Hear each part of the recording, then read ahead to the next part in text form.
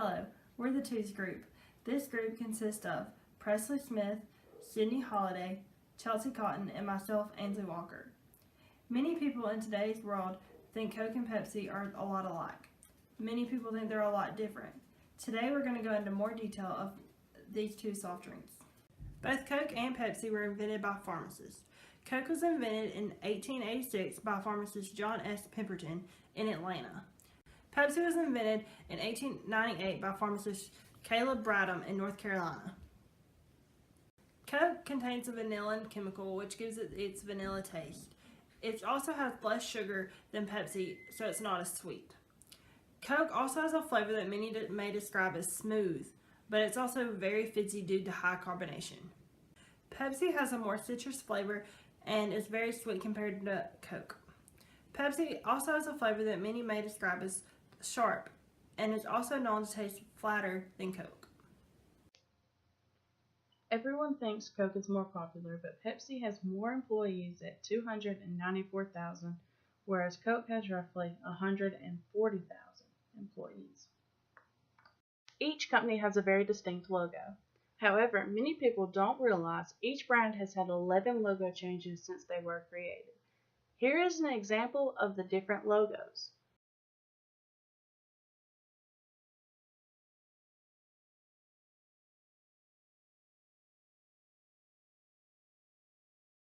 Each company owns different brand names, some of Coke's being Sprite, Powerade, and Minute Maid, and Pepsi owns Sun Chips, Cracker Jacks, and Aquafina, along with many others.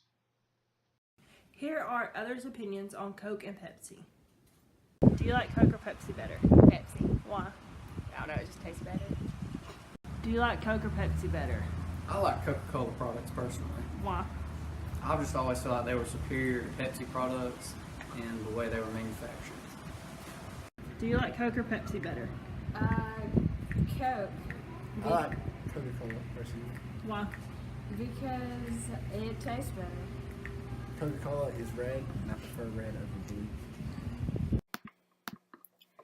The main influences Coke has on their customers is emotion and memory. Customers make high involvement and high habitual decisions when they buy Coke products. As a result of this, customers develop loyalty to the brand and what it means to them. For example, customers were outraged over the new Coke that was released in 1985. The original Coca-Cola evoked feelings of nostalgia that customers were accustomed to, and the company was forced to go back to the original formula despite the fact that customers had been choosing Pepsi in the blind taste tests. Because customers are loyal to the Coke brand, Coke relies on emotional appeals in their advertisements. Coke ads use celebrities, family figures, and Santa Claus to create familiarity for their customers. Competitors like Pepsi target brand leaders with informational campaigns in order to grasp customers' attention with facts and to create market flux, while Coke simply seeks to remind customers of fond memories and the tradition associated with the brand. Coke fans are already loyal, so Coke utilizes this loyalty to create unique and creative advertisement campaigns to stir up the emotions that consumers once had when enjoying a Coke product. Pepsi relies a lot on innovation to grasp their consumers. Pepsi is innovating products that cater to changing consumer preferences. New products contributed 9% of 2014 net revenues, which was up from 8% in 2013. Pepsi increased its research and development expenditures by 8% to $718 million in 2014. Recent introductions like Tostitos Cantina, Mountain Dew Kickstart, and Pure Leaf achieved double-digit estimated annual retail sales growth in 2014 after generating more than $100 million in their launch year. In June 2014, Pepsi opened a global innovation center in Mexico, which will focus on baked goods.